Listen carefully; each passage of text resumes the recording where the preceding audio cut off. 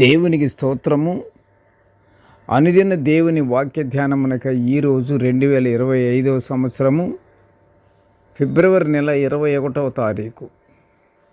ఈరోజు ధ్యాన వాక్యము పరిశుద్ధ గ్రంథము నుండి కీర్తనల గ్రంథము 126వ సంకీర్తన 5వ వచనాన్ని ధ్యానించుకుందాము. కన్నీళ్లు విడుచుచూ విత్తువారు సంతోషగానముతో పంట కోసెదరు. ప్రియ దేవుని బిడ్డలారా, ఈరోజు ధ్యాన వాక్యము ప్రజలు శ్రమల్లో దేవునికి ప్రార్థన చేస్తూ సంతోషభరితమైన జీవితాన్ని గడుపుట గురించి మనం ధ్యానించుకుంటున్నాము.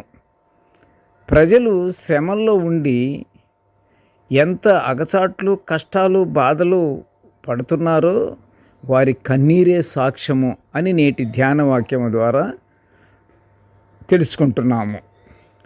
అయితే అంత శ్రమల్లో ఉన్నను వారి కన్నీటి ప్రార్థనే వారికి ఆనందదాయకమైన పంట లభించింది. ఎలాగంటే, ప్రియ దేవుని బిడ్డలారా, శ్రమల్లో వారి పట్టుదల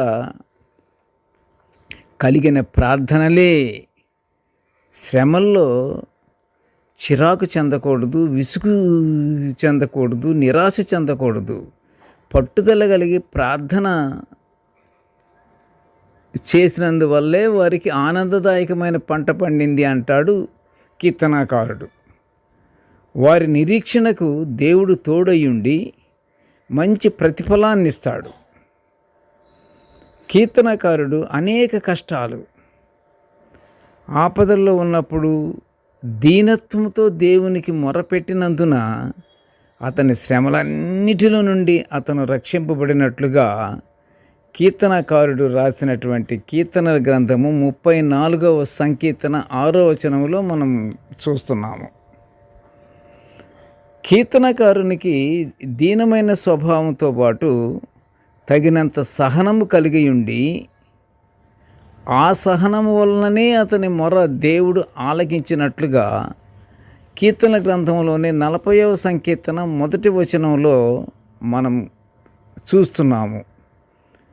అంటే దేవునికి మొరపెట్టడంలో సహనము కలిగి ఉండి మొరపెట్టాలి. సహనము, ఓర్పు కలిగి ఉండి మొరపెట్టినందువల్లే దేవుడు ఆలకించినట్లుగా నేటి ఈ వాక్యం ద్వారా మనము తెలుసుకుంటున్నాము. 40వ సంకీర్తన 1వ వచనంలో నీతిమంతుల ప్రార్థన దేవుడు ఆలకిస్తాడని పరిశుద్ధ గ్రంథం సెలవిస్తుంది. పాపి అయినా సరే ఆయన చిత్త ప్రకారం జరిగించు అని ప్రార్థన కూడా దేవుడు ఆలకించి సహాయం చేస్తాడని యోహాను సువార్త 9వ అధ్యాయము 31వ వచనంలో చూస్తున్నాము. ప్రియ దేవుని బిడ్డలారా, మనము ఎంత సమస్యలతో ఉన్నను మనలను రక్షించుటకు మన దగ్గర ఉన్న ప్రార్థన, సహనము కలిగిన ప్రార్థన, ఓర్పుతో కూడిన ప్రార్థన మనము చేస్తే ఆయన తప్పనిసరిగా ఎలా చేయాలి? అలాంటి సహనాన్ని కలిగిన ఆయుధంతో చెయ్యాలి. ఆయుధాన్ని కలిగి ఉండాలి. మనం పూర్ణ హృదయంతో, నమ్మకము కలిగి, తగ్గింపు ధోరణితో, ఉపవాస ప్రార్థనలతో మనము ప్రార్థించినట్లయితే దేవుడు మనకు తప్పకుండా సహాయం చేస్తాడు.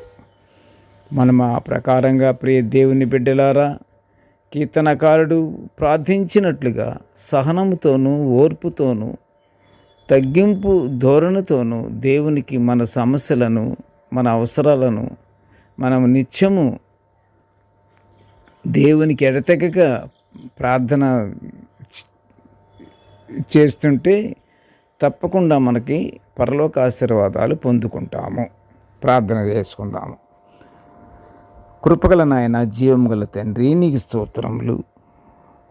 దేవా, నీ దివ్యమైన వాక్యాలను మేము నిత్యము ఇలాగా ధ్యానించుకునే ఈ గొప్ప భాగ్యాన్ని మాకు అనుగ్రహించి ఇచ్చున్నావయ్యా. మొదటగా నీకు స్తోత్రములు తండ్రి. నేటి ధ్యాన వాక్యమును వినిచున్న ప్రతి బిడ్డను ఆశీర్వదించయ్యా. ఇదిగో తండ్రి, మేము కష్టాల్లో ఉన్నను, బాధల్లో ఉన్నను, శ్రమలలో ఉన్నను, విశ్వాసముతో సహనముతో ఓర్పు కలిగి నీకు ప్రార్థించినట్లయితే తండ్రి నీ యొక్క ప్రేమ మాపై కురిపిస్తావు తండ్రి. ఆ ప్రకారంగానే నాయన మమ్మలను ఆశీర్వదించి ఆదరించు తండ్రి. మాకొకటే దిక్కు తండ్రి. నీ యందు మేము నమ్మికతో నిన్ను విశ్వసించి నీకు ప్రార్థన మేము చేయుటే మా భాగ్యము తండ్రి. అంతటి భాగ్యాన్ని మాకు అనుగ్రహించి ఇచ్చినందుకు నీకు స్తోత్రములు నాయన. మా కష్టాలు, మా బాధలు, మా శ్రమలన్నిటిలోనూ తండ్రి నీకే అప్పచెప్పుకుంటున్నాం కనుక తండ్రి మాకు మంచి ఫలాలను మాకు అందించమని ఈ మనవులన్నీ యేసయ్య పుణ్యనామమున వినయముగా వేడుకొనుచుంటున్నాము తండ్రి. ఆమెన్. దేవుడు మనలందరినీ బహుగా దీవించుగాక. Amen, amen, amen.